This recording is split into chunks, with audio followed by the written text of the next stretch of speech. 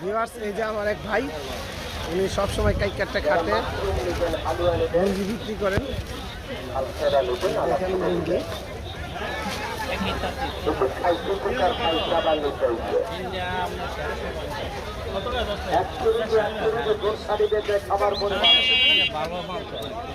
দেখেন, এই লুঙ্গিগুলি যে কোনো শোরুমে উঠলে 600-700 টাকা হবে। এখানে 3টা লুঙ্গি চাইছে 1300 টাকা।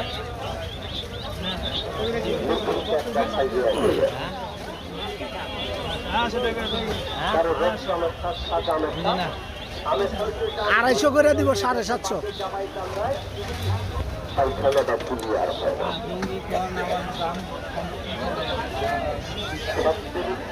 যেদিকে আরো দোকান আছে।